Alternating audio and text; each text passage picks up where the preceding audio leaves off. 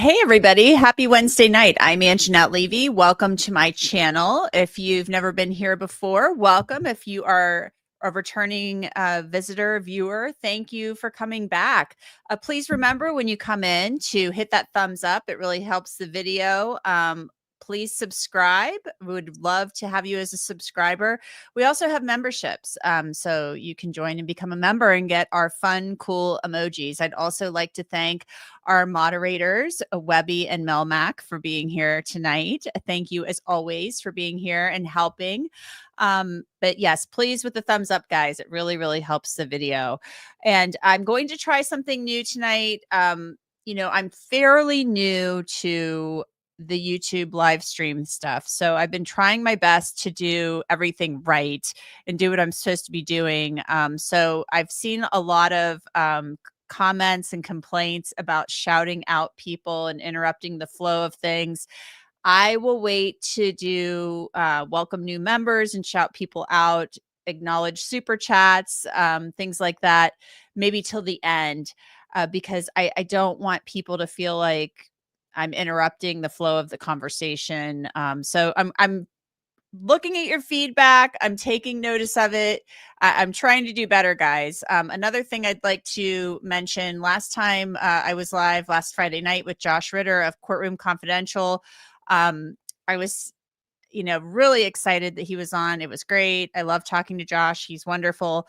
And I forgot to, at the end, say, make sure you subscribe to his channel. So please, I'll put the link in there right now. Make sure you subscribe to Josh's channel. He's wonderful. And he also always has really great insight. So I put that in there, and please, give Josh a subscribe and a like and all of that good stuff, because I meant to do that before I signed off. I was super tired last Friday night, running on fumes, and I hit the end live stream button and I was like, oh my God, I forgot. And I meant to do that. So anyway, we have some semi-breaking news on the Bryan Kohberger front. I wanted to tell you guys about some new information. I got my copy of the Idaho 4, An American Tragedy, written by James Patterson, best-selling author, and Vicky Ward, investigative journalist. She usually focuses on Jeffrey Epstein, corrupt politicians, things like that. And this time she was touched by this story. I interviewed her and we talked all about it. And I've been reading the book and I've been really enjoying it so far. Here's my little trusty bookmark. I've kind of tried to skip around a little bit and read. We'll talk about some of the things that are in there. I have a guest coming on who's been following this case since the very beginning, and she'll be here shortly. She's running a little behind, but that's okay, because that's how life is. Life in this news business is wild and crazy, and the days are long, and you just got to work. But let's take a moment, please, to acknowledge why we are all here. We are here because of these 4 beautiful young people: Maddie Mogan, Kaylee Gonsalves, Ethan Chapin, and Xana Kernodle. They are the reason that we are here. And they've been kind of overshadowed, I think, by all of the talk about evidence, suppressing evidence, possibly suppressing evidence. That's what happens at times during trials, big cases. Once the arrest is made and things turn to the court process, the victims, I hate to say this, but they can be overshadowed by the process that's taking place in the court, because then it's all about what will be presented at trial. The defense fighting for the defendant's rights to a fair trial, trying to suppress evidence, the prosecution trying to introduce certain evidence, things of that nature. So let's take a moment, please, to recognize and remember the victims in this case: Maddie, Kaylee, Ethan, and Xana. It's very, very sad. Every time I look at this photo, I can't believe it. I can't believe it. It's just unbelievable to me that 4 young people could be having fun like this. It's not like They went out and they got into a car crash. It wasn't something like that. A person broke into their house in the middle of the night and stole their lives from them. And it's just really hard to get over. Really hard to get over. How frightening and terrifying and just awful that is. It could have been any one of us, and it could have been any one of our loved ones. This could happen to any one of us. So there they are, 4 beautiful young people. We are going to talk about the latest in the gag order fight, the fight to repeal or vacate the gag order. The Media Coalition, I'm going to take this down. The Media Coalition, which is an organization made up of several news outlets, including Law and Crime, that's where I work, are fighting to vacate that non-dissemination order, the gag order. And at the plea hearing on July 2nd, Bill Thompson asked that it remain in place. Well, now, guess what? Bill Thompson says, hey, he's filed something with the courts saying, guess what? Okay, media, like the media might be right. The media might be right on this one. Maybe we don't need this anymore. So Bill Thompson wrote, comes now the state of Idaho, by and through the Latah County prosecuting attorney, responding. He says the defendant pleaded guilty on July 2nd to all of the charges in this case. At the change of plea hearing, the court asked the parties for their position on whether the non-dissemination order in this case should be maintained. The state requested and the court granted the request for the order to remain in effect through sentencing, which I've seen that happen before in other cases where they keep it in place through sentencing. Maybe they're just concerned that something could happen to mess up the sentencing despite the guilty plea. So I'm not really sure what he was wondering. He says, upon further reflection, the state withdraws its request. Now that the defendant has pleaded guilty as charged to all 5 counts of the indictment, his right to a fair trial on the issue of guilt is no longer at issue. He says he did it. Nevertheless, out of respect for the integrity of the judicial process and the privacy of the victims and their families as they consider their rights to provide victim impact statements at sentencing, the prosecution team does not intend to make any public statements about this case until after sentencing has concluded. So he's not talking until after sentencing, which that's not unusual, especially in a case like this. But he's saying, on second thought, yeah, why does this thing have to stay in place?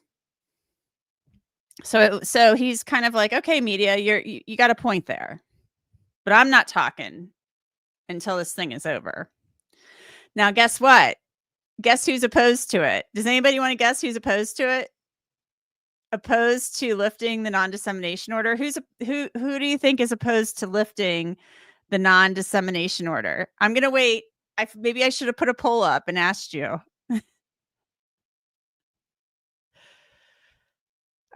I'm waiting to see what your answers are. It looks like Kokomo, Indiana, Shelley Malone, a bunch of you. Ding, ding, ding, ding, ding. A bunch of you have gotten the answer right. Yes. Ann Taylor, Angel Fire, you were right too.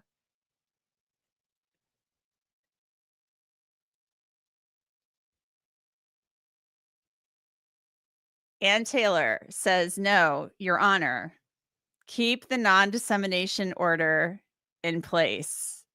And we're going to go through why she says that. Ann Taylor wants the non-dissemination order to stay in place. She says at least through sentencing. She's not saying through sentencing. She's saying at least through sentencing. So she wants this thing in place through at least sentencing or maybe beyond it. like forever. So we are going to go through and look at that. I'm going to pull this up. I'm also keeping my eye out for my esteemed guest who will be joining me. I love her and I'm excited that she's coming on. Also, guys, at the end, we're going to touch on the Menendez brothers a little bit. We're going to touch on that just briefly because that's a case I've been following for a while now and I'd like to talk about it, but we'll just touch on it briefly toward the end. So let's pull up and go through this brand new hot off the presses document about why Ann Taylor says the non-dissemination order should stay in place until at least through sentencing. So maybe even longer than that. The non-dissemination order, and we're talking about unsealing records. We are talking about records. We are talking about interview, like the ability of the parties to make statements and comments. Yikes is all I can say. So, also, guys, we're going to talk, as I mentioned, about some new details out of the book. If you're just joining us, new details out of the book, the Idaho 4, new details out of the documentary, the docuseries on Amazon Prime. And if you're just joining, thank you so much for coming in. If you're watching on replay, thank you so much for watching on replay. Let me know where you're watching from. I appreciate everybody watching. And make sure you hit that thumbs up button. It really helps the video. So hit the thumbs up and give me a subscribe, please. I appreciate it. So let's go through. A lot of you took issue too with some things that Vicki Ward said in my interview with her on Crime Fix. We'll go through some of that too. But let's look at why Ann Taylor says this gag order should remain in place until at least through sentencing. I was like, I just, and part of me from her perspective, in all fairness to Ann Taylor, as I was reading this document, I said to myself, okay, I see her point. I see where Ann Taylor is coming from. She's a defense attorney. I see where she's coming from. But Anjanette Levy, as far as I go, as far as I'm concerned, I'm always on the side of let's see the records. You know, I'm not talking about autopsy photos and stuff like that. I'm talking about the records. That's what I want to see. And people being able to speak about things. So let's look at what Ann Taylor had to say.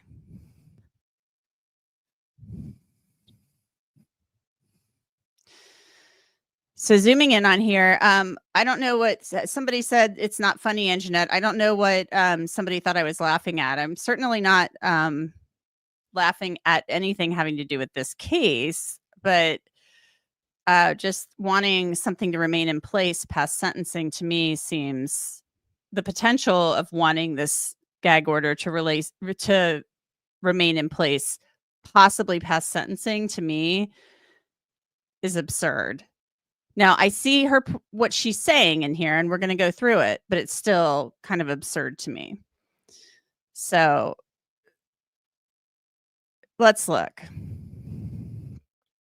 Comes now Bryan C. Kohberger, by and through his attorneys of record, and hereby requests the court for an order to maintain the revised amended non-dissemination order issued on June 23rd, 2023 until sentencing. She's saying until sentencing, but then she says something else afterwards.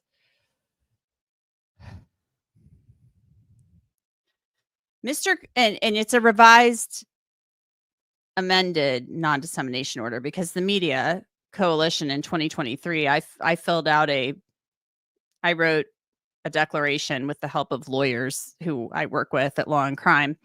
We outlined how we would call and just ask like a simple question that was not like a gag order type violation, you know, type question. It wasn't like, oh, this is going to like jeopardize somebody's right to a fair trial. And we get this like, oh, well, there's a non-dissemination order. I can't say it. Can't answer that question. It was rather silly.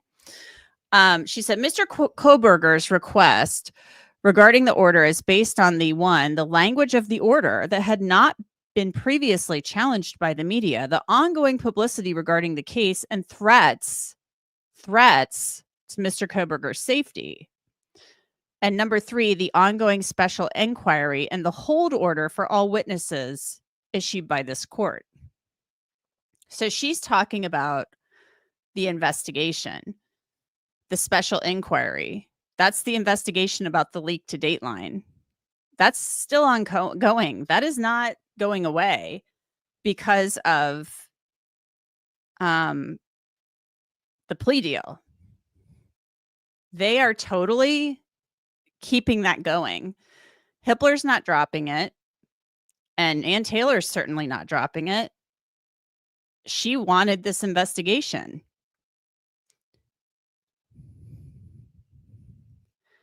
So number 1, the language of the revised amended non-dissemination order issued on June 23rd, 2023 specifically ran through sentencing.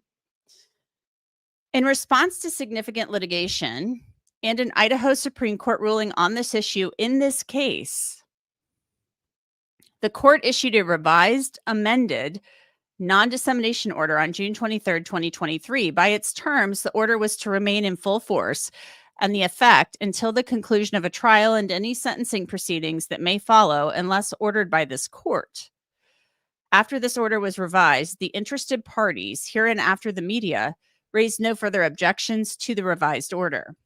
The revised order recognized that Mr. Kohberger's rights extend beyond the question of guilt or innocence to his right to a fair sentencing proceeding. So she's saying just because he's pleaded guilty and has said, yes, I committed these murders, she's still saying we need a fair sentencing hearing.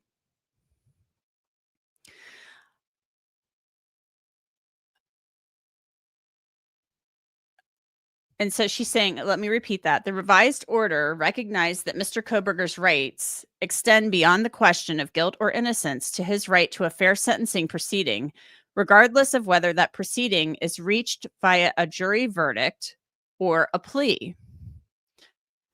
The motion filed by the media to vacate the revised order asserts that once a guilty plea is entered, that his right to a fair trial under the Sixth Amendment is extinguished. Well, there is no trial. He pleaded guilty. What the media fails to recognize is that Mr. Kohberger retains his rights to a fair sentencing proceeding guaranteed under the 14th Amendment. And she cites this case, State v. Morgan. It's a case from 1985. It's an Idaho case. And his right to effective assistance of counsel under the Sixth Amendment. I don't see how that would affect his ability to have effective assistance of counsel, because Ann Taylor doesn't have to say a word if she doesn't want to. A defendant's right to effective assistance of counsel extends to all critical stages of the prosecution where his substantial rights may be affected, and sentencing is one such stage. Well, we know that the agreed upon sentence, and Hippler can deviate from that. He can't go above, he can't go up. He can't say, okay, I'm giving you the death penalty, or he can't, they agreed to 4 consecutive life sentences for the murders. Plus, I think it was like a fixed 10-year term for the burglary. In this case, substantial dangers of prejudice to Mr. Kohberger exist up to and through sentencing. As this court is well aware, there have been numerous leaks of confidential information to the press, and the avalanche of publicity continues with the release of the Peacock documentary, The Idaho Student Murders. I was in that. The Amazon Prime series on July 11th, 2025. I watched that last week. We're going to talk a little bit about it tonight. I thought it was very well done. I finished it over the weekend. And the book by James Patterson on July 14th, 2025.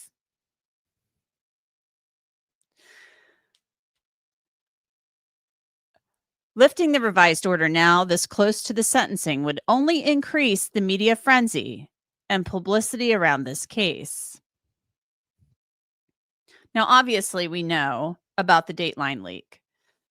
We know that included a lot of confidential information, but I don't know what other confidential information she's referring to, because everything else was in court documents. I don't remember reading anything else or seeing anything else that wasn't in court documents. I'm having trouble placing what else. She's saying numerous. The only thing I can think of is the Dateline stuff. I mean, and I keep tabs on this really closely. Number 2, the ongoing publicity in the case threatens Mr. Kohberger's safety.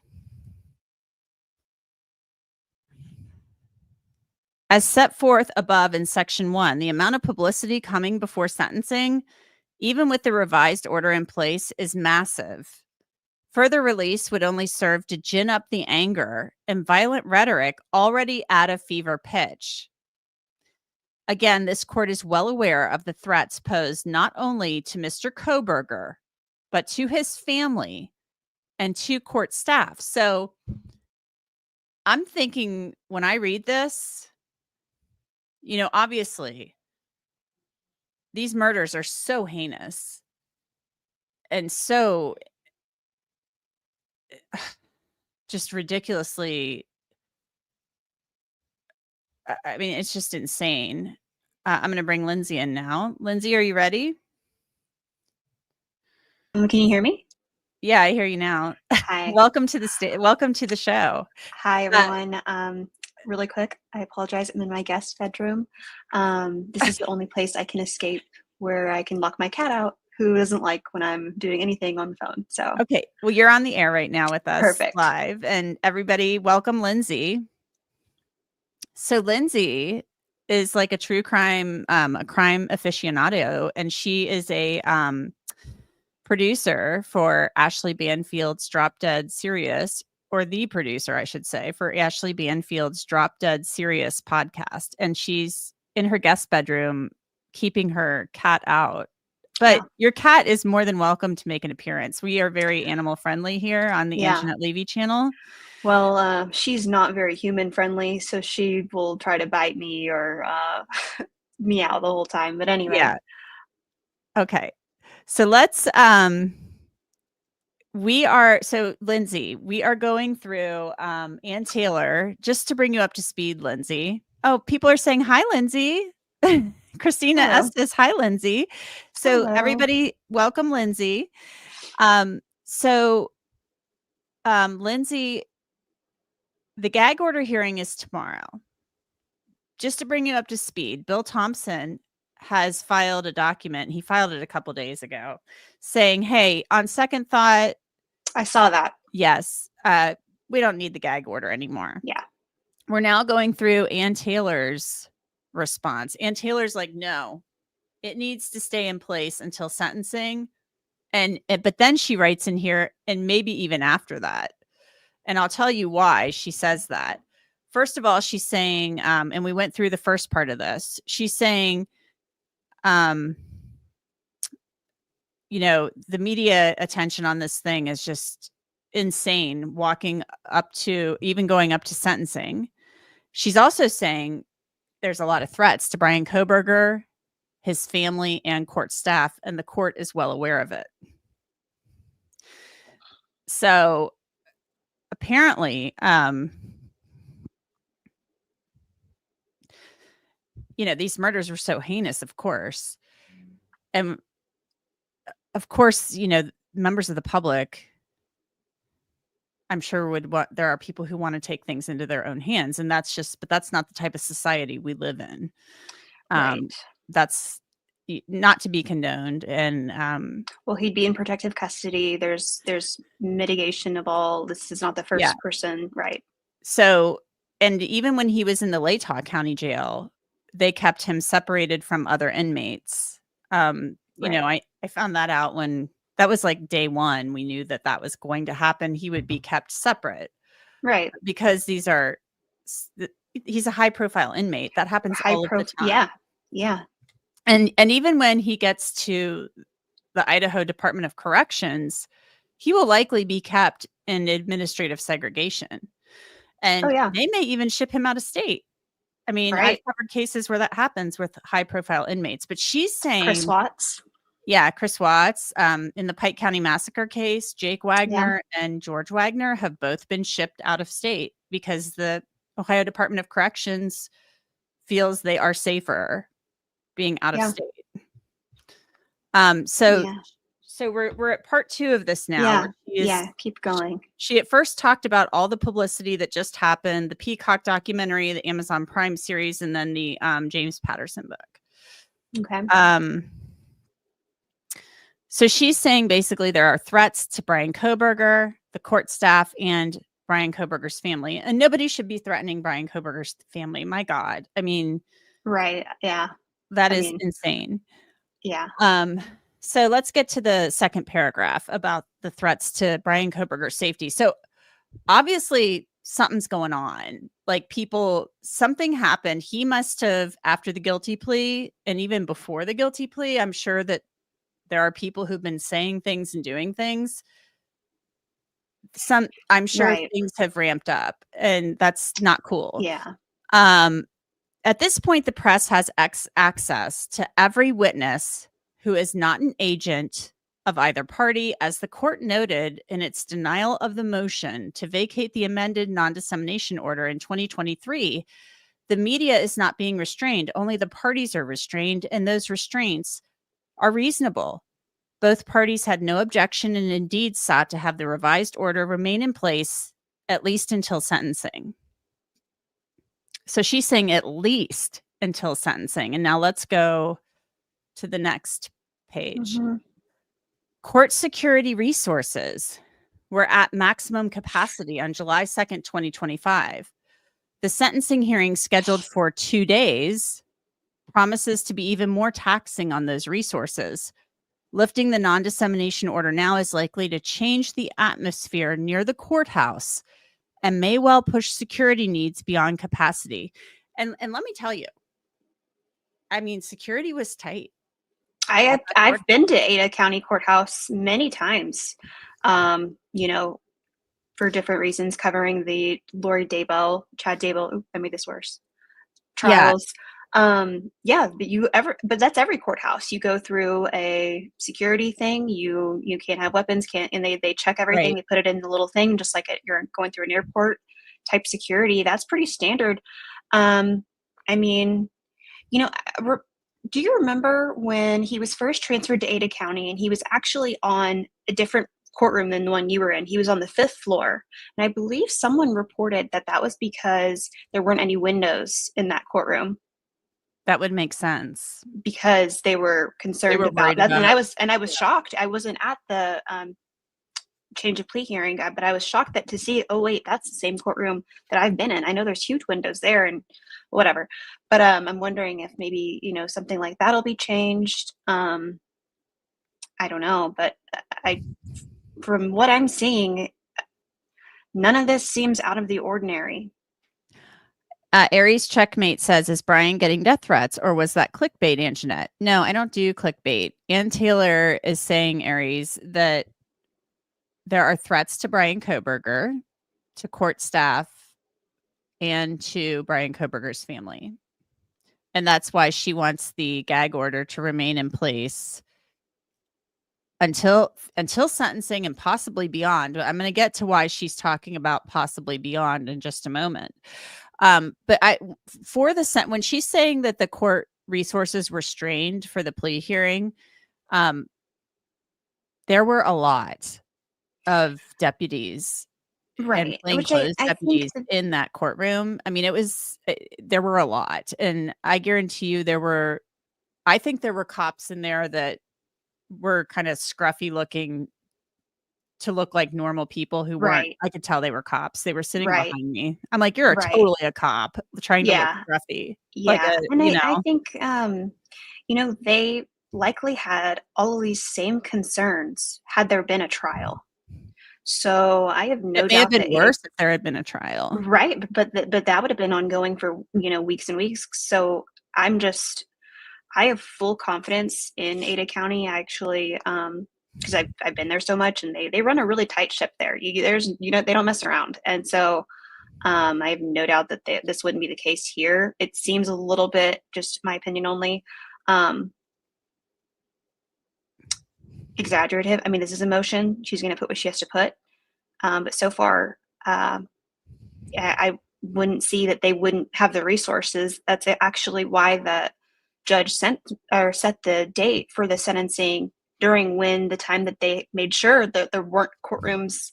Remember, because they're going to bring all the jurors in, and that's was going to work what's best. So I'll be interested to see what the judge decides. But maybe she's concerned for her own safety too. Well, it's possible, and I wonder if she's hired any type of private security. I wonder if I wonder if the Idaho State Police are helping provide. I'm sure they are. They have to be. They have to be. Yeah. I mean, the Ada County Sheriff's Office can't just do this on their own. Yeah. They could, but I don't think they probably are. I mean, they can put, what's actually interesting, at the Richard Allen trial when I was there, during the verdict, they had 4 officers on one side of the judge, 4 officers on the other. There was, I counted at least like 25 to 30 police Indiana state police officers lining the court, like the whole entire perimeter of the courtroom. So, I mean, if that's what it takes here, I mean, I think that's just what it takes. That's just me. I don't see like, oh, well, shut everything down. We can't do this. That's just me though. Yeah. YouTube Bad Actor says maybe Ann Taylor is worried about herself. I mean, it's very possible. I mean, I never really thought about that she could be getting threats too. Yeah. I mean, think about it. I'm sure maybe she has, or maybe because were a lot of people very angry at her, and maybe even, more people are angry now. I don't want to speculate too much of why, but maybe people are, you made Bryan take this deal, or maybe they're like, how could you represent him knowing this, and you said all those things. That would make sense to me, but yeah, I mean, I wouldn't really care to be her right now either. So I'm sure this has not been easy for her. Now, and usually in high profile cases, it is the defense attorneys do get in big cases like this. Not all, but I remember in the Stephen Avery case, the Teresa Hallbuck murder case back in 2007 that I covered in Wisconsin. The defense attorneys for Stephen Avery, they got a lot of really awful death threats. Even in the Alec Murdaugh case in South Carolina, Dick Harpootlian got horrific emails from people. And Jim Griffin did too. I know I said I was going to wait to the end to acknowledge super chats and new members, guys, but it's making me feel really rude. So I have to acknowledge Johnny Knoxville. Ann Taylor has a brass set. Ann Taylor has a brass set to ask for anything more at this point. No allocution, no trial, no death penalty, and she wants to continue the NDO. Yes, she does. Yeah. And on that note, I was just thinking this, I don't think she really has the cards for this. So again, this is just emotion. She's putting this on paper, for whatever reason, maybe just putting it on the record, but I don't see how she even has a say. It's kind of, at least to me, especially after the trial. I'm sorry, after the sentencing, you still want it shut? Like that's. Well, we're going to get to why she might have something to hang her hat on here in a second. All right. I'm ready. So let's look at this. Point number 3 from Ann Taylor. The court has issued a records hold order, and a special inquiry is ongoing. This is the Dateline investigation, the leak.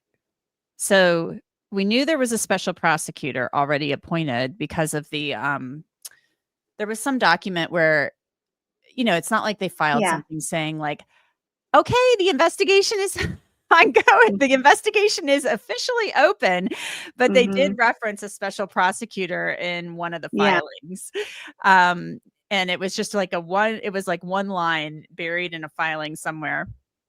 After the release of the May 9th, 2025 Dateline special on this case, the court issued hold orders to both parties, documents and records hold order May 15th, 2025. We've talked about that on here before. She basically, Judge Hippler ordered both sides, don't destroy anything.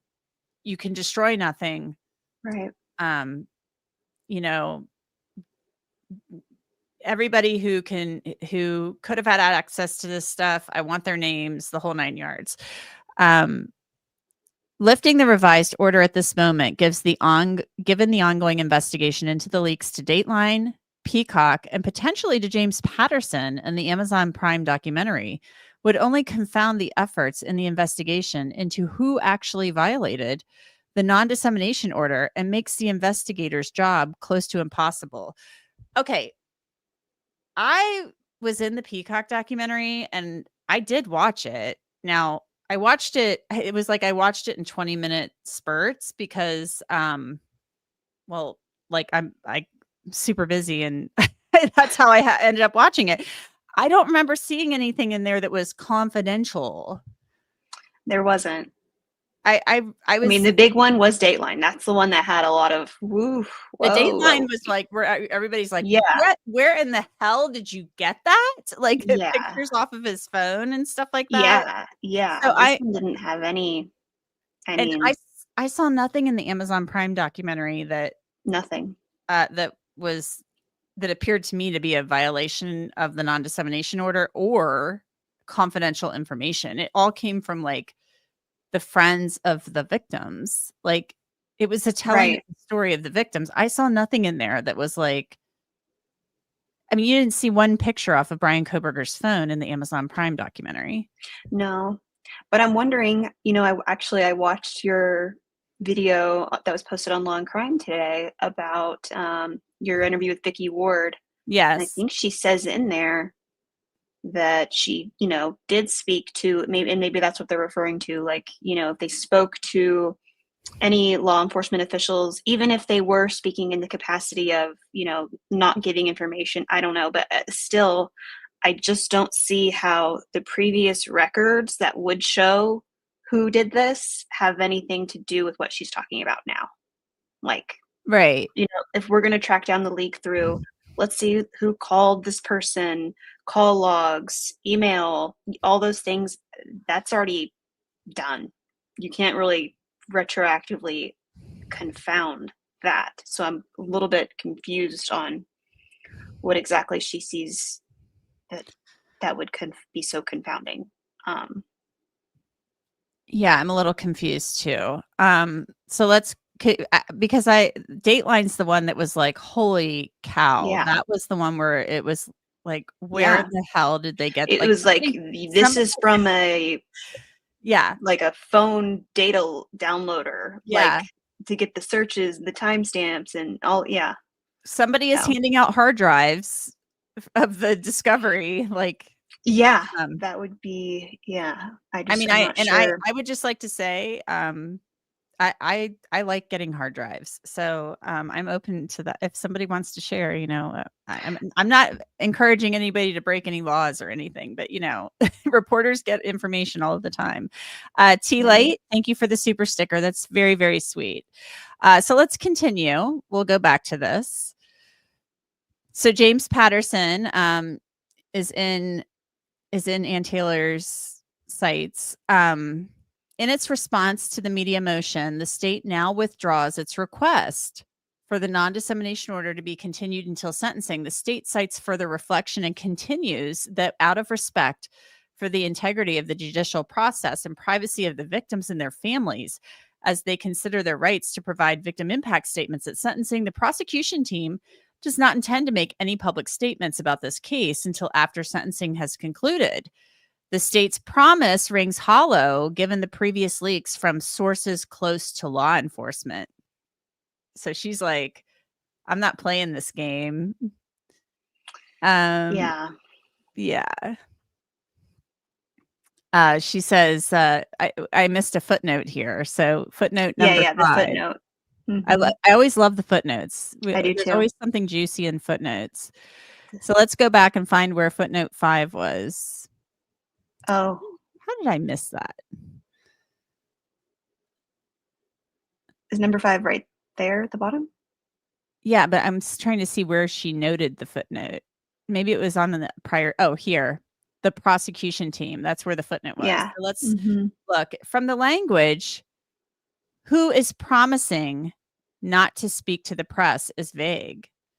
Does this mean the attorneys, staff members of the prosecutor's office, and/or all of the 150 law enforcement officers involved in this investigation?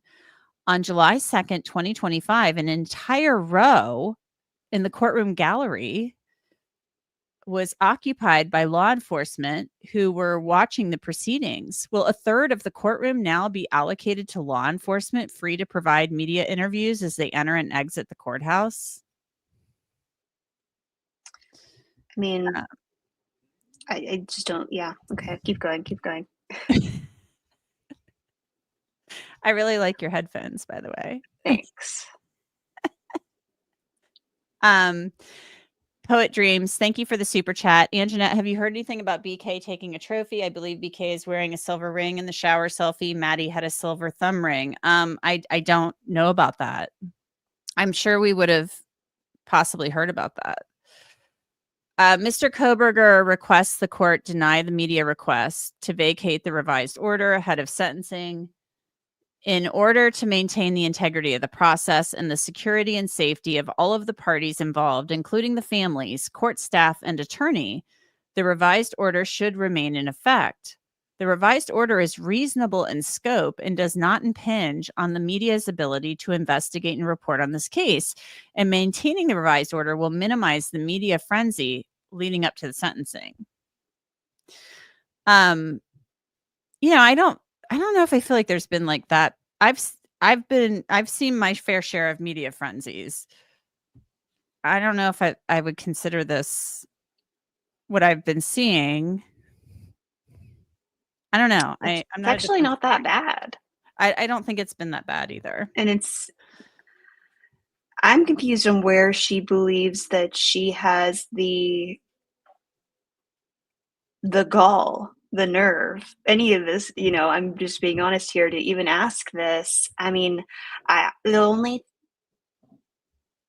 only thing I can understand, okay, if Kohberger's parents are actually going to attend the sentencing and they're afraid that, people might come to them while they're heading into the courthouse, again, there are other entrances, there's security, and I really hope no one would ever do that, but that would be the only thing I could think of. But and then to themselves, but sounds like what's going to come out is going to be pretty bad. I'll say that.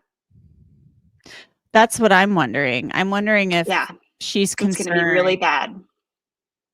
I'm wondering if she's concerned that what's in the records is worse than what we are imagining it is. It sounds like it. She doesn't even want. I mean, she wants to police law enforcement's ability to speak as they enter or exit the courtroom at sentencing. I mean, that's pretty bold. I don't think there's any grounds for that. I can't think of one example where. Well, and I'm going through she cited the 14th Amendment to the Constitution and how he is entitled to a fair sentencing. And of course he is entitled to a fair sentencing. Yeah, this wouldn't affect the court's ability, and I, believe they already decided on the sentence, right? Well, it's an agreed upon sentence, right? So the fairness, So here's my deal: it's an agreed upon sentence, and I explained this before you came on, Lindsay. That the defense and the prosecution they agreed that this would be the 10-year fixed on the burglary. If I'm misstating that, guys, I apologize, but I'm pretty sure that's what they That's said. right. It's been a long couple weeks. And then 4 consecutive life sentences. So Yes. that would mean he's never getting out Right. unless the US Supreme Court at some point says, you know what? LWOP is like, because unless he says life without parole, I don't know. Unless the US Supreme Court, which I don't see it happening, says LWOP is unconstitutional. That's just, we're not doing that anymore. I don't see that happening in the Yeah. next many years. But Judge Hippler can like go below the life without parole or 4 consecutive life sentences, but he can't go above it, Right. like Right. he can't, There's no worse. He can't be like, actually, death penalty, there's nothing he can really do. That's really interesting. Yeah. I wonder, and the hearing's tomorrow. On the gag order, right? Yeah. So she's arguing it for it. She did say until sentencing or through sentencing, she did, but then she brings up the inquiry, the special inquiry, and maybe like, okay, you shouldn't release these records because that's still ongoing. And then maybe she wants it until I guess I'm sentencing, but then she confused said, of like how that would impede or impinge. Is that the word? Impinge. It's a weird one. Or confound how that would affect that investigation. I'm trying to wrap my mind around that. I don't understand. If everyone's talking about it, then that means you can't find out who said it in the first place. I think they can somehow figure out. Maybe I I'm think so wrong. I mean, too. I think they can figure out who everybody I've talked to in law enforcement or who does prosecutions is like, they can figure this out. They can figure out who leaked this. Yeah. And And Mark Weaver, who lives in Ohio and he does death penalty prosecutions. He's also a lawyer. He's just like, just a regular lawyer, but also does special prosecution work. And he was like, give me that case. I mean, he was like, I'll yeah, figure it I'll out. find He was it. like Yeah. looking at it like a challenge. Like he's Right, obviously because not in that Idaho. information, that amount of information, from what I understand, from what I've been told from people I've talked to, it's not like there's this huge police database where I'm in such and such county in this other place in Idaho, but I want to know information here. Like you can't Right. just look it up. There's no shared like portal of information. It would have to, there's only a few people who it could be. The officers very, very involved in the investigation to have that kind of data. Now, maybe there's quite a few of them. I just said maybe a select few, but the pool, what I'm trying to say, the pool is very small. Yeah. So I don't see how the pool changes with more information coming out, if that makes sense. I don't see how, well, now we have no idea who it could be.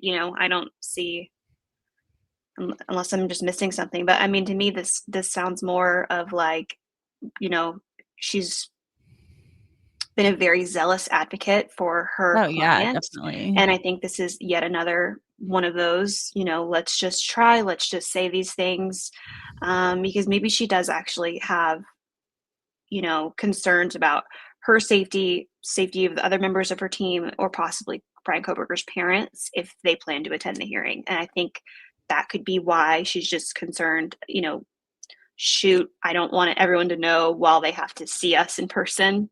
I'd rather everyone find out a week after, that kind of thing. But I think that some of the things she's saying, she's just being a zealous advocate for her client, because I'm not sure that they hold much water. What do you think?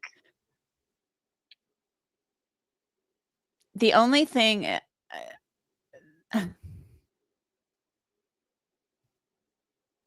well, see, when they said records hold order, that to me was more like communications That's what between like the people involved in the case and other people. Right.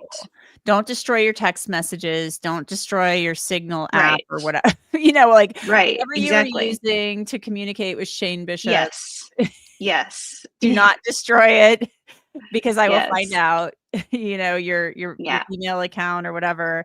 That to me is what that meant, not, Yeah. "Oh, hold the records of the case." Well, of course they're gonna hold the records of the case because those are not gonna ever be destroyed, Right. They're or, gonna be held in uh, perpetuity. What is yeah. that word? I said it wrong. I mean, she wants it until sentencing, but she almost said up like it could go, maybe it should go beyond. She almost suggested that because of the inquiry.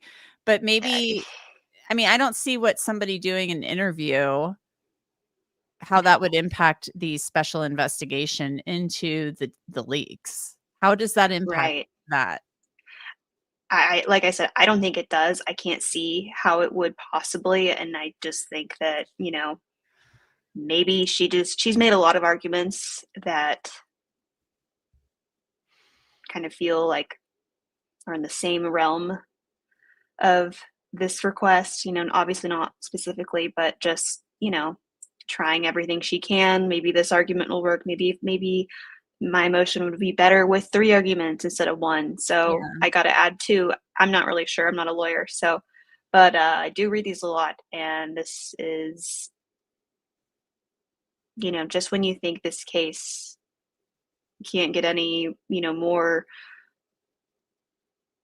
weird or out of the norm, like, here we go again. You're requesting the gag order not to, he pleaded guilty. I don't, and at a certain point too, the public, this is a public process. This is funded by the taxpayers, by the people of Idaho. They can't just decide that, well, the public can't know this. Only certain, that's just not how it works. And I'm glad that at least the prosecution seems to want to get on board with that finally. And I understand they had their reasons too, high profile case, whatever. But now I can't imagine. It just leads me to believe the information must be really, really bad, and she's concerned for her safety at the sentencing. And I'm looking at the 14th Amendment right now and talk about the sentencing. Of course he has a right to a fair sentencing, but Right. he can That has have a nothing to fair do with. he can have a fair That's almost sentencing. accusing But the court of not being able to be fair. right. I mean, they can He's have a probably fair already seen. sentencing with Yeah. what happens in the courtroom happens in the courtroom Hmm. within the Right. 4 walls of the courtroom. And so Yeah. in other Yeah. cases, the court has found that contemptuous behavior in court may affect the impartiality of the presiding judge, so as to disqualify the judge Yeah. from citing and sentencing the contemnors. I'm looking at this 14th Amendment talking about bias or prejudice either inherent in the structure of the Or are they worried? trial system, blah blah blah. I'm like skimming this. I Are don't they know. concerned that possibly, you know, people are gonna scream at him for their part of their victim impact statements? I mean, they're If probably they gonna know they more, may do they're that. probably right, right. I'm just not sure. And I don't see Judge Hippler stopping that. I don't see it either. And I was concerned about that because I know that in some cases in Idaho, like they were really, really weird on um, victim impact statements. Like, oh, you can't say this. Like I remember Kay Woodcock, a few things that she wanted to read on her victim impact statement, she couldn't. The judge was like, no, but I think that's just up to the judge's discretion there. But But they were yeah, I also don't. appealing. Right, Chad and Lori were appealing. right. He's waiving his appeals. I, I would argue that this has been probably a great example of how to handle a high profile murder and be fair to the defendant. Because up until this point, I feel like the process itself, the judicial process, has been very fair to him, very fair, and that's how it should be. Honestly, Mhm. I'm glad it's like that. Everyone might not agree with that, but um, Yeah, I think that everyone does deserve a good defense, and he certainly got that. Um, I don't know what this is, but it's time. Rubber meet road. Okay, it's happening. There's S- Um, I know I said I was waiting to the end to do no, this, you're but good. again, I feel weird. Jessica Rushton, I feel rude not acknowledging people. Welcome to our new Okay. member, Jessica Rushton. Thank you so much for joining. I appreciate it. Um, let's talk now, if we will, Mhm. Lindsay. And we have a super chat, Shelly Stewart. Thank you for the super chat. I don't understand. He pleaded away his rights, didn't he? He didn't plead away his rights, Shelly. He pleaded guilty, and he waived his right to appeal, and he waived his right to a jury trial. He entered a plea. He's not getting a jury trial. Mhm. That doesn't mean he still doesn't have rights. He still has Right. constitutional rights. Right. He's not indentured now. So, um, let's talk now about the book. Uh, I watched first of all, I watched the series. Mhm. Again, I watched it in pieces. I tried to binge it. I'm not a good binge watcher because then I binge Mhm. things and I end up falling asleep, which did happen. Not because it wasn't a good series. It was excellent and very well done. It was just because it was late and I was tired. Um, but I liked the docu-series on Amazon Prime and how it focused on the victims. And seeing Maddie's mom was so sad. Seeing the friends was so sad. They are so young. Mhm. Mhm. Um, you know, Maddie's mom's, Ethan's mom, just the friends. It was just awful. I'm reading through the book, and I interviewed Vicky Ward yesterday. Mhm. I interviewed her Monday, but I interviewed her Yeah. yesterday too. There was some, I won't go into details, but and I'm not laughing. There was a mishap, but anyway. So Vicky interviewed 300 people, maybe Yeah. more, Mhm. between the Moscow area and Pennsylvania, Mhm. and she talked to people who knew Bryan Kohberger when he was younger, and people who believe that there was a guy named Jack Bayless, I think was his name, and he was somebody who was a Navy SEAL, and he was Bryan Kohberger was friends. And if I am messing the guy's name up, I'm pretty sure it was Jack Bayless. Mhm. He was a Navy SEAL, ex Navy SEAL. He had a lot of knives. He had jewelry in his house.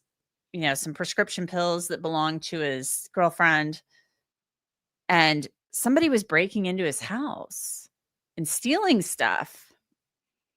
And he was Mhm. like, "Who in the heck?" And he lived in kind of a remote wooded area. And he's like, "What is going on? Who is breaking into my house and stealing my stuff?" And he had lots of knives. And so apparently Bryan Kohberger told this Bayless guy's son that he revered his father. Like he really admired his father. And it was interesting to me because this is a guy with a bunch of knives. He's, Mhm. Bryan Kohberger reveres this guy who was a Navy SEAL. It seems like Bryan Kohberger is drawn to like military, law enforcement, Masculinity. I think it's like very like a masculine, like maybe like a symbolism of like the ultimate, manly I don't know. man. Yeah. Yeah, Um, exactly. Mr. Macho, maybe the dad was very, charismatic, could captivate a room, and with all the military things, so that kind of like puts your manliness on paper, so to say. And then all the knives, like I think that uh, that could make sense for sure. yeah. Um, so things go missing from his house, jewelry from his Mhm. girlfriend, prescription drugs, knives that he kept around the house. Years later, and he would find Reese cup in the woods, like around his house, Reese cup wrappers. Rappers. So years later, he comes to realize, and Bryan Kohberger was a heroin addict. Yeah. and he stole from people to fund his heroin addiction. I mean, good for Bryan Kohberger that he was able to overcome that addiction, and then he lost all that weight. You know, he was Right. obese No at one kidding. point and lost all that weight.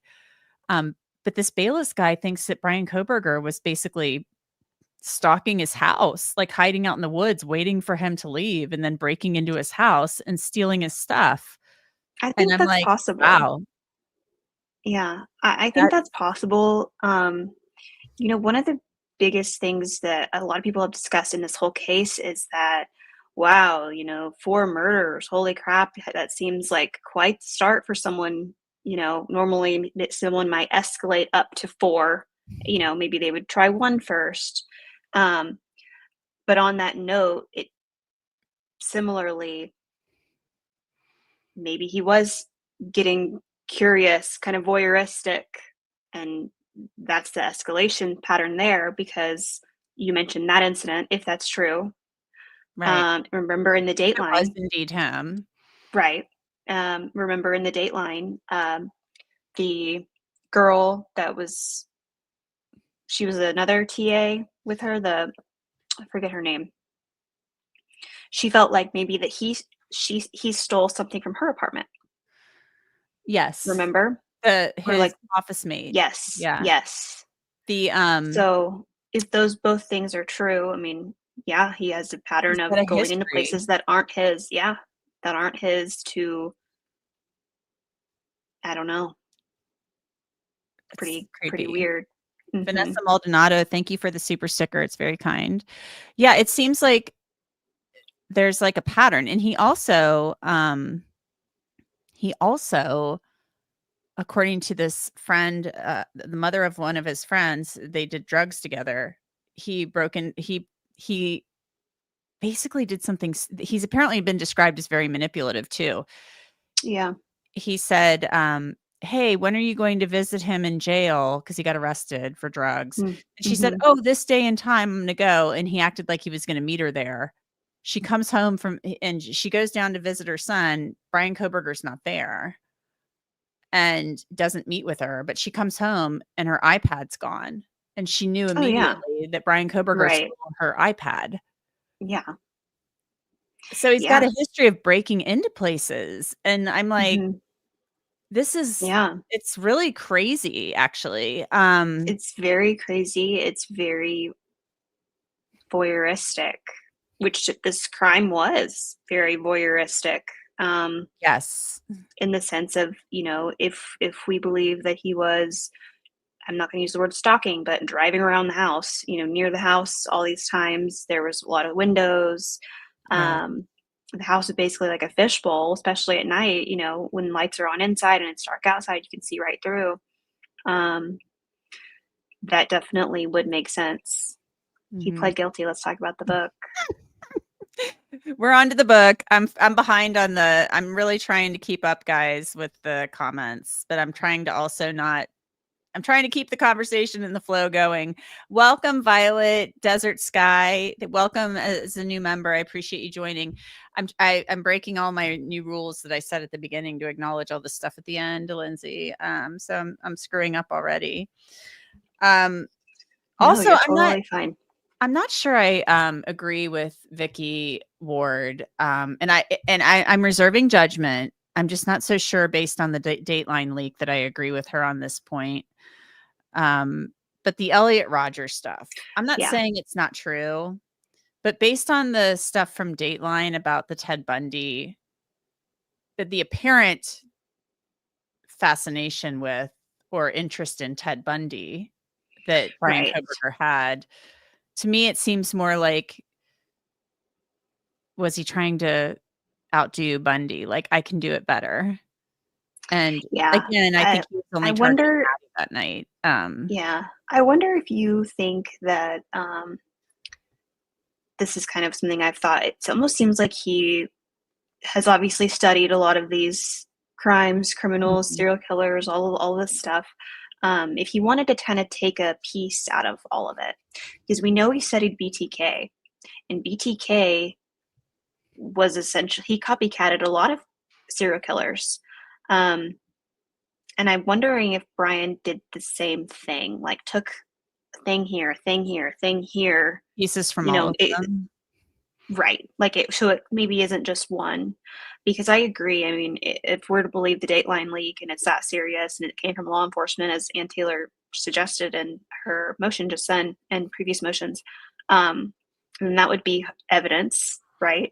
There's Mhm. those searches. So I don't know if they that doesn't mean that Elliot Rodger couldn't, but I tend to agree with you there. I'm,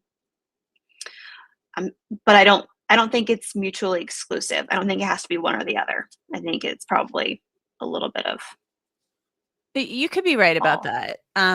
But with Bryan Kohberger, what I don't see with him versus, or if I when I see him and I look at these other people, Bryan Kohberger has never seemed to be like to enjoy being in the spotlight unless he has and we just don't know it. You know what I mean? Like he's not like Ted Bundy where he smiles at the Well, media and mugs for the media. He takes right. weird creepy selfies like the guy in Silence of the Lambs. Remember with the guy in Silence of the Lambs and he's taking Yeah. those weird Polaroids and Yeah. he's dressing up with Yeah. the stuff and the poor woman is Yeah. in the hole in the basement and Right. um Well, and you know what I I mean? think Like, he seems more like that guy than, yeah. Ted Bundy, who actually I'm not saying he has to be just like him, but Right. maybe there is a side of him that's Bundy-esque because, like, the thumbs up selfie and stuff like that, that is somewhat narcissistic and, Right. But it's like private. He um didn't boast about it. Um, yeah. you know, I almost thought back to what you said about how in the book Bryan revered that guy's dad. So I'm wondering if um he wants to be revered still as far as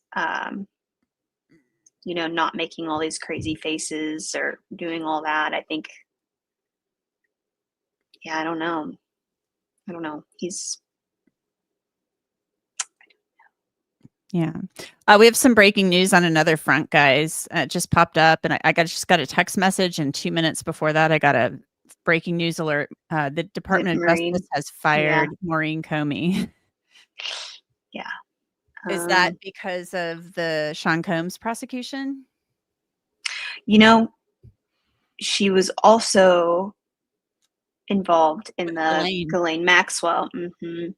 Is that going to fall? So, Is the Ghislaine Maxwell thing going to fall apart on appeal? I mean, I don't know. We never got to see the case. It was shuttered in silence. There wasn't a ton of media reporting on it, just at this not nearly the extent of Diddy, to my knowledge, or that I'd seen. So, I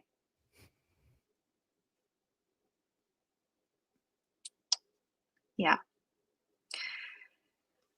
Buffalo Bill. That's right. And you know what? Buffalo Bill, speaking of that, it's an interesting comparison you made because Buffalo Bill, I believe he had like it was based on a real murder murderer than that in the real life example. I forget his name, but he might have had like mental issues too, There's kind of two different type of killers. Ones that are or not two only two, but you know what I mean.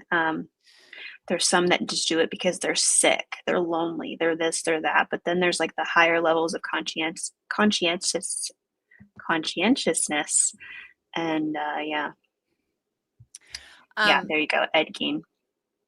oh, is that? Oh, yes. And when I Hmm. lived in Wisconsin, when I first moved to Wisconsin, people were like talking about Ed Gein, and I was like, "Who's Ed Gein?"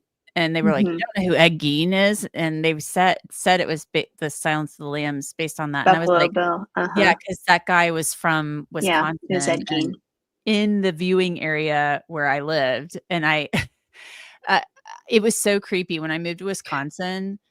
I started before I moved there. This reporter uh, who was from there, but working in Cincinnati and kind of hooked me up with somebody to help me like get an in to the job I got for my first reporting job. she's like, you just are, when you go up there, she's like, you're going to be like amazed at the weird, crazy stuff that happens up there.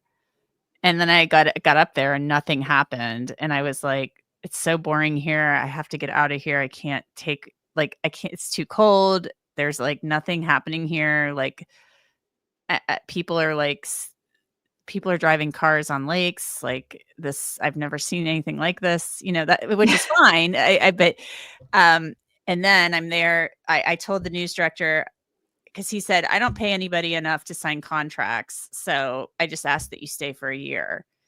Mm-hmm. And I said, okay, I'll stay for a year. And I was like I was doing my best and having a hard time because I was just like used to working in a bigger TV market where there was more going on.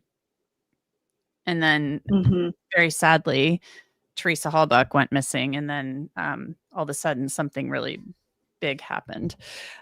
So there you go. But let's get back to Bryan Kohberger. So Bryan Kohberger doesn't walk into court and like Ted Bundy and smile at cameras and stuff like that, but he sure as hell was reliving what he did. Yeah. With the dark hoodie, the one selfie thing. I think he was reliving it, or I think so too. But I also, yeah, I don't know. I don't think he went in there to kill 4 people. I think it's spun out. I don't think so either. Also, one thing I wanted to bring up, some people in the chat before we started were upset because Vicky said to me in the interview that Bryan was stalking them, following them on social media, stuff like that. And they're right. The prosecution, and I know that I've reported that the prosecution has said they found no digital connection. And I didn't correct Vicky, but I was like, okay, does she have some insight that I don't know? Because she interviewed 300 people. Does she know something I don't? Even though they've said that, is there something that she knows that I don't, that she got from somebody that maybe they thought it was too thin, that they couldn't do it? We all know about the Instagram account that is likely fake. Yeah. I don't know. But I think it's pretty clear he was stalking them to some degree. I mean, he was around the house for how many, 23 times, I guess, for over 3 or 4 months. And she said also that, and she talked about Emily's dream in the book. Yeah. It's about Emily and Nance's God, dream. I know. People are like, oh, about the Mad Greek owner said that he wasn't there. It's like, well, that was a dream. It was a dream. So everybody, I want to make sure you understand when Vicky writes about that, that's the friends and family of Maddie and all the roommates believe that Maddie was the target. And I mean, that's very logical because he went to Maddie's room. He went straight to Maddie's room that night. However,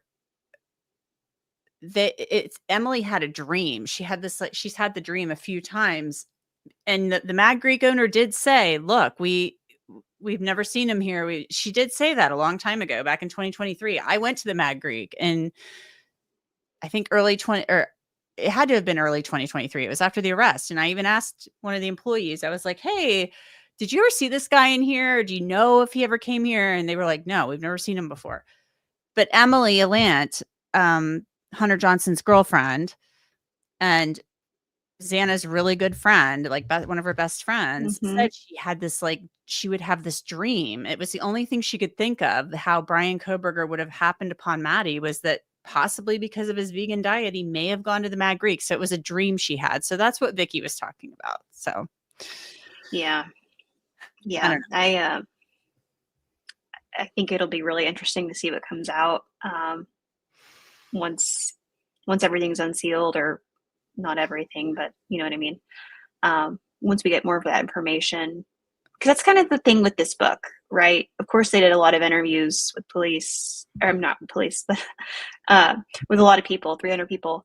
But I'm really curious of like what the factual facts are and how much is being editorialized. And that's not a criticism on this book specifically, but really any book when we just don't know so much. How can you write a book on the whole thing? And yeah, I'm confused by that for sure. I just happened to thumb to a page in the book, chapter 42. As soon as she wakes up and sees the half light shining through the slit of a window in Bethany's bedroom, Dylan remembers him, the firefighter. I saw that. His bulging blue eyes that caught hers, his thick dark eyebrows. You know what? So they made eye contact. That's But yes. that doesn't I'm mean glad you brought that up. Her. Yeah, I don't know what eye contact means. I think I do know what it means. It would mean both people lock eyes. I don't think there's a chance in hell that he saw her and was like, nah. I know a lot of people have said, well, maybe he was too tired. I just personally don't believe that. I think Do you think he saw her? No, I think if he would have, she wouldn't really be here. I don't think he sounds saw kind of her crass, but I don't mean it crass. But yeah, there's no way. I don't think he saw her either. I think his eyes could have met hers and he still didn't see her. I think it was like tunnel vision. I have to get the hell out of here. Right. But still, even then, it is kind of weird. Like, it's crazy. I don't know. I wasn't there. So. Neither was I. Definitely interesting.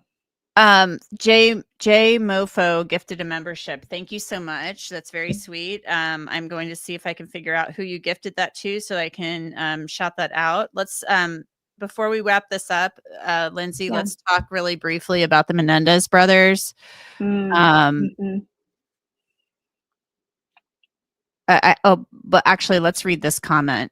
Dana Hodgins says AT and Bill don't want it to get out that BK is Papa Rogers, and all the huge amounts of evidence against BK and the state and defense let him off the DP, and a lot of people are going to be mad. Well, I think some people are mad already. So yeah, and I think that ship sailed, but right. I don't think that. I think if he was Papa Roger, we would have already heard about that. There's Papa Rogers in the chat. Oh, YouTube Bad Actors got the membership. So thank you, Webby. You see, scroll down, YouTube Papa Rogers Bad in the chat. Yeah, I saw Papa Roger in the chat. If you're the real Papa Roger, please, you're welcome to join and explain everything because I thought you were from Indiana.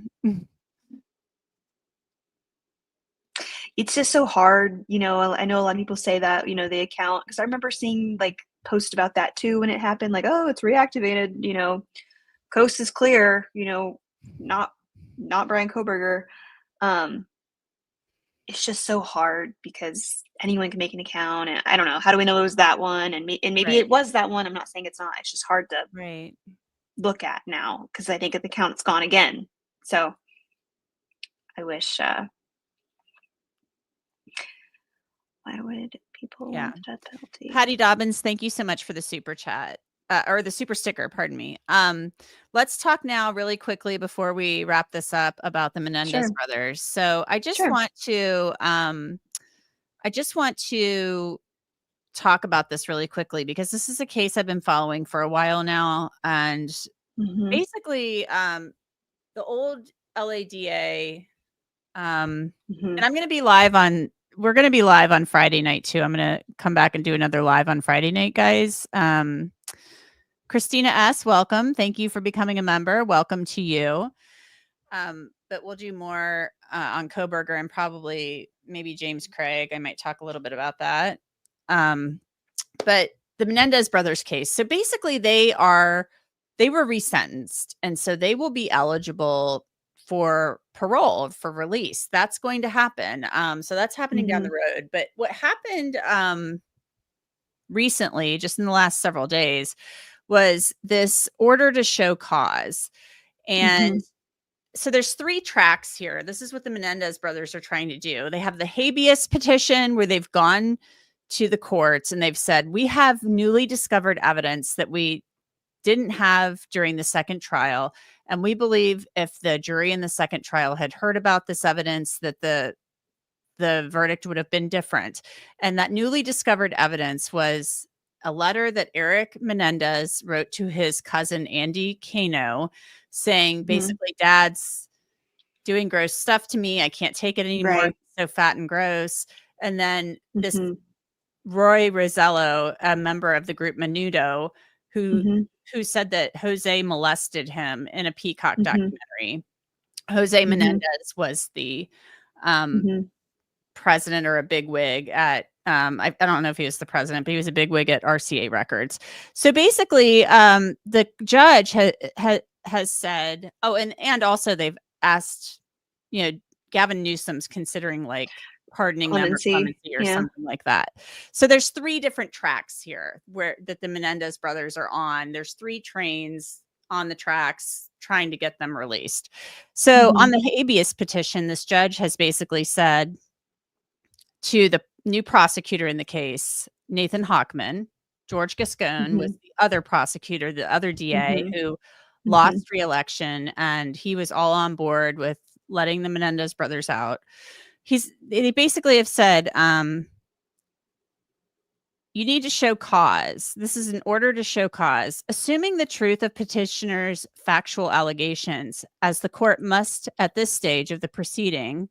The court finds petitioner has made a prima facie case showing that he is entitled to habeas corpus relief. So the court's basically saying on its face, it looks like they're entitled to relief and getting released, which would be like a new trial and getting released. Accordingly, respondent, that means the DA, is ordered to show cause, if he has any, why the relief requested should not be granted.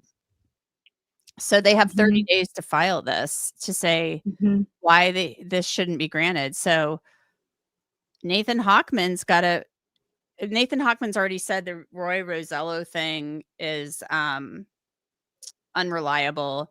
And then they've said that the letter that the Menendez brothers basically have tried to cook up evidence in the past. My question, Lindsay, is why didn't Andy Kano talk about this letter when he testified at trial?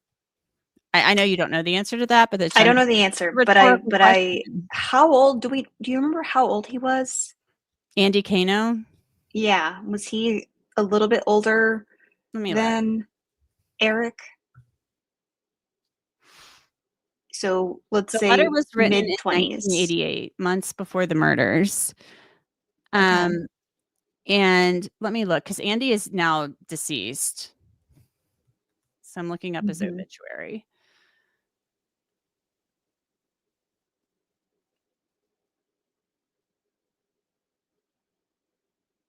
He passed away in 2003. Oh, wow. It looks like from an accidental sleeping pill overdose. He was 29 in 2003. So I don't know how old. In 2003, then I think Let's see when Eric was born. Eric Menendez. So he was born in 1973, if you'll remember that. Menendez, so he was 30. Birth date.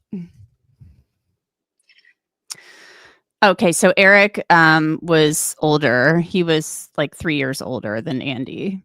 Okay. So at this time, this Andy Kano did he testify in the first trial or the second trial or both? Let me Google. I know he definitely testified in the first. Okay. Because I think are they saying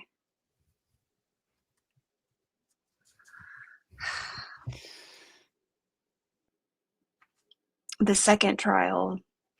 I'm looking. WPLG says. I think they're arguing the second trial. Like it wasn't brought up in the second trial because they say that these admissions corroborate the his testimony and abuse allegations at the first trial. So at the second trial, they weren't allowed to bring that part up. I think they were allowed to bring it up, but only not a lot, like just a little bit, not like they did in the first. But yeah, it says Andy testified in court. He knew about the horrors happening in the Menendez home for years. but then he wasn't able to talk about that in the second one, Second right? trial, yeah. Right. I think that's what they're yeah.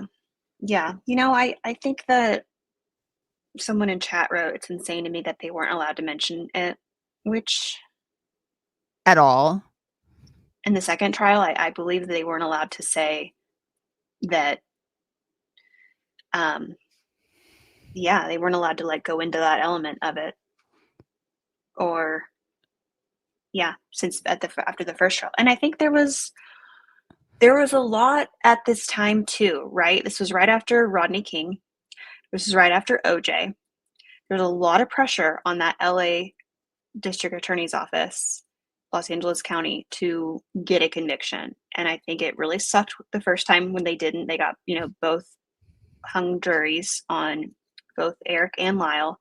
Second time around, they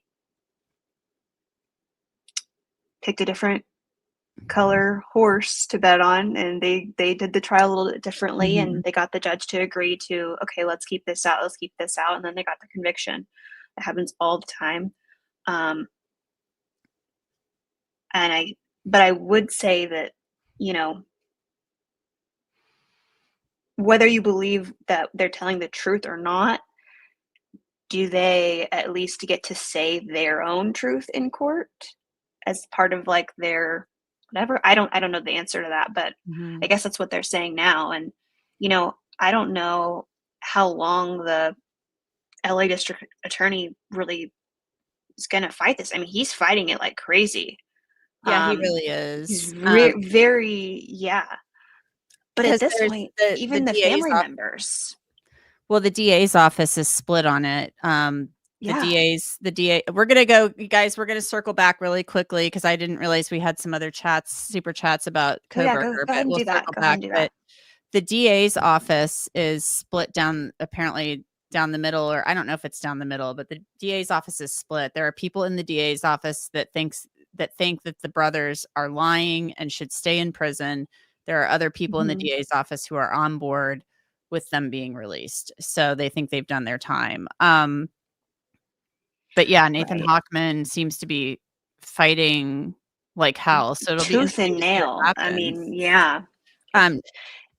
For the record, Uncle Milton, who is I call him Uncle Milton, no longer alive, right? No, Uncle Milton's alive. He has an attorney. I've interviewed her. He is Kitty's brother, Uncle Milton. He believes the letter is fake. And that's interesting. And that it's all made up. He thinks it's all nonsense. So I'm just letting you know that's what because I thought that the DA's office, or I thought the latest, I'm sorry, was that the Menendez team was kind of telling the LA District Attorney's Office, hey, you remember Marcy's Law? Like, we're technically victims. Yeah. We're the family of the victims, even though we're just not right behind you in court right now. But, none of us, there's not one living member that is opposed to this. That was my understanding. Maybe that is wrong. That's why I thought he might have died recently. Yeah, I don't think, maybe he did die recently, but I don't think he did. It's Milton. His name is Milton Anderson, but I can check into that. All right, guys, let's swing back really quickly to Kohberger, and we're going to wrap this up because I apologize for missing some super chats.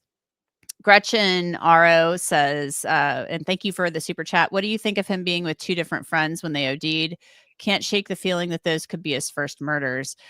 I have no idea. I don't know about that. I haven't heard about that either. Yeah. I mean, I'm not saying it's not true. I have no idea. Yeah. Let's get to the next one. MP. Thanks for being the only channel covering this case where you don't get attacked for having an opinion, Anjanette. I appreciate you. That's very sweet, MP. Thank you. Everybody's welcome here. We are going to talk more on Friday night. I'm going to have another guest. I mean, Lindsay, you can come back if you want. I'm sorry if I've felt like I was talking over you at times. I feel like I hear you sound soft, like you're going to stop talking. And then I feel like I'm starting to talk over you. And I certainly didn't. I didn't think that at all. I did not think that at all. But I am going to go. I need to eat. I'm so hungry. I've been working all day. So thank you for having me on. Yes. Have a good night, everyone. I hope you'll come back another time. I will. All right. Thanks. Bye. Have a good See you night. next week. Bye. Oh, yes. Bye. All right. So that was Lindsay. She's great. Thanks. Thanks to Lindsay for coming on. I have to go eat dinner too, guys. So it's been great, everybody. Thanks to all the moderators. Monty's here. Mel Mac's been here. Mo, moderator, Mel Mac, Webby. I don't think I missed anybody. Thanks to everybody who's joined tonight. I am going to be reading more of this book. I'm going to be reading more. We'll talk more about this. We're going to be covering the gag order hearing tomorrow. We'll talk more about that. And also, we are going to talk about a lot more things on Friday night. I'll have another guest on. So everybody, thank you so much for watching. Remember, give me a thumbs up. Please subscribe. And I will see you back here Friday night. Maybe I'll come back tomorrow night and talk about the gag order hearing. I don't know. Maybe I will. I haven't decided yet. So thank you to the mods. Thanks to everybody. If you've been watching on replay, thank you for watching on replay. And everybody have a great night. See you next time. Bye-bye.